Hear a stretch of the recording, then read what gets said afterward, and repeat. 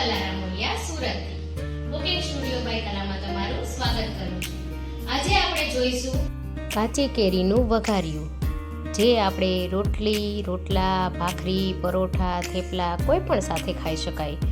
અને આ એટલું સરસ ખાટું મીઠું બને છે કે તમારે શાકની પણ જરૂર નહીં પડે। તમે જોઈ શકો છો કે કેટલું સરસ છે, જોતાં જ ખાવાનું મન થઈ જાય તેવું બને છે। તો ચાલો જોઈ લઈએ રેસીપી। પણ એ પહેલાં જો હજી સુધી તમે મારી ચેનલને સબસ્ક્રાઈબ ના કરી હોય તો સબસ્ક્રાઈબ કરી લેજો અને બેલ આઇકન પર બટન દબાવી દેજો, જેથી મારા નવા વિડીયોની નોટિફિકેશન તમને મળતી રહે। જો તમને મારા વિડીયો પસંદ આવતા હોય તો મારી ચેનલમાં કમેન્ટ કરવાનું ના ભૂલતા। તો ચાલો જોઈ લઈએ રેસીપી। તો મેં અહીંયા એના માટે રાજાપુરી કેરી લઈ લીધી છે, જે આશરે 400 ગ્રામ કે તેનાથી થોડી જ ઉપર છે। તો હવે તેની આપણે છાલ ઉતારી લઈશું। આ રીતે છાલ ઉતારી અને તેના પીસ કરી લેવાના છે। તો અહીંયા મેં કેરીની છાલ ઉતારી લીધી છે, તો હવે આપણે તેના પીસ કરી લેવાના છે। થોડું જોર દેવું પડશે, કેમ કે કેરી કઠણ હોય છે આ વધારે, એટલે થોડું ધ્યાન રાખીને કાપવી।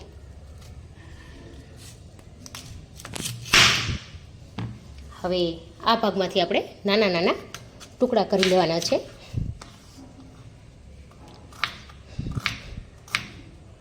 આ ટાઈપના નાના નાના આપણે ટુકડા કરી લઈશું।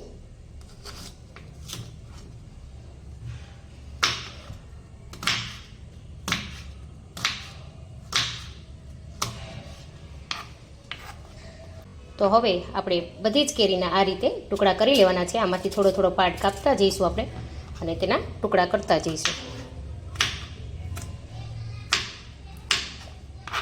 રાજાપુરી કેરી થોડી ખાટી હોય છે, તો તમે તેની જગ્યાએ બીજી કેરી પણ લઈ શકો। તેમાં ગોળ કે ખાંડનું પ્રમાણ તમારા ટેસ્ટ મુજબ ઉમેરવું।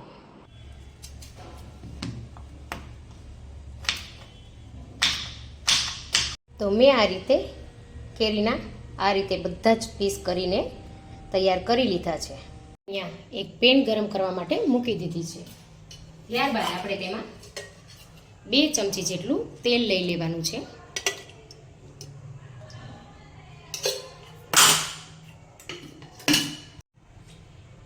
તો તેલ ગરમ થઈ જાય એટલે આપણે તેમાં 1 ચમચી રાઈ અને 1 ચમચીથી થોડું વધારે જીરું, ત્યારબાદ 2 થી 3 લાલ મરચાં, 2-3 લવિંગ, મરી અને તજ, આ બધું જ ઉમેરી દઈશું। અને ત્યાર પછી અડધી ચમચી જેટલી હિંગ।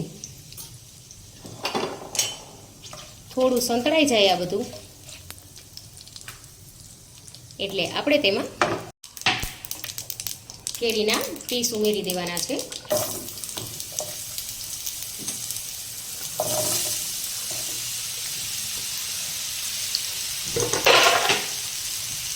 અને સારી રીતે બધી જ વસ્તુને આપણે મિક્સ કરી લઈશું।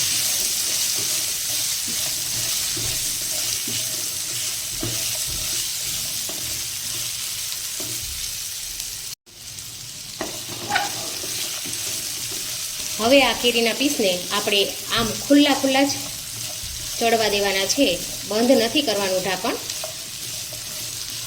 નરમ પડી જાય ત્યાં સુધી આપણે તેને રાખવાના છે। ખાલી 5 મિનિટમાં જ કેરીના પીસ સરસ નરમ પડી જશે। તો વચ્ચે આપણે પાછું એકવાર ચલાવી લેવું। તમે જોઈ શકો છો કે ખાલી 1 જ મિનિટમાં આપણા પીસ થોડા ઓછા પડવા લાગ્યા છે, તો 5 મિનિટમાં આપણા કેરીના ટુકડા સરસ ઓછા થઈ જશે। પાછું વચ્ચે એકવાર હું ચલાવી લઉં છું। તમે જોઈ શકો છો કે પહેલાં કરતાં કેરીનો કલર ચેન્જ થઈ ગયો છે, તો હજી તેને રાખીશું। હવે તમે જોઈ શકો છો કે કેરીના પીસ સરસ નરમ પડી ગયા છે, ને આ રીતે બ્રેક થઈ જાય છે, તમે જોઈ શકો છો। તો આ સ્ટેજ પર આપણે તેમાં અડધી ચમચી જેટલી હળદર ઉમેરી દઈશું, 1 ચમચી જેટલી વરિયાળી 1 ચમચી થોડું ઓછું મીઠું, આટલી વસ્તુ ઉમેરી પહેલાં મિક્સ કરી લઈશું. આટલું સરસ મિક્સ થઈ જાય એટલે આપણે તેમાં ગોળ ઉમેરી દઈશું. મેં અહીંયા 100 થી 150 ગ્રામ જેટલો ગોળ લીધો છે. તમે તમારે મીઠાશ વધારે જોતી હોય તો વધારે પણ લઈ શકો. આ રીતથી થોડું ખાટું મીઠું ટેસ્ટ ખૂબ જ સરસ આવશે. 2 મિનિટમાં સરસ ગોળ ઓગળી જશે. અહીંયા દેશી ગોળ લેવો જેથી તેનો ટેસ્ટ ખૂબ જ સરસ આવે આ વઘારિયામાં. તમે જોઈ શકો છો કે ગોળ પણ ફટાફટથી મેલ્ટ થવા લાગ્યો છે. અહીંયા તમે ગોળની જગ્યાએ ખાંડનો ઉપયોગ પણ કરી શકો અને વધારે ઉપયોગ કરવી હોય તો પણ કરી શકો. જ્યારે શરૂઆતમાં ગોળ ઓગળી જાય ત્યારે આ રીતના બબલ તેમાં થાય છે. તો આપણે તેને ત્યાં સુધી રાખવાનું છે કે જ્યાં સુધીમાં બબલ સારી રીતે મિક્સ થઈ જાય કેરી સાથે અને બબલ ના થાય ત્યાં સુધી આપણે તેને રાખવાનું છે, જેથી કરી લાંબો સમય સુધી આ વઘારિયું સારું રહે. તો તમે જોઈ શકો છો કે ગોળ સરસ મેલ્ટ થઈ ગયો છે અને પહેલાં તો એકદમ ઢીલું આ રીતે લાગશે, પણ 2 મિનિટ પછી આ બબલ્સ બંધ થઈ જશે. ત્યાર પછી ચાસણી સરસ થઈ જશે. બબલ્સ ના આવે ત્યાં સુધી આપણે તેને રાખવાનું છે.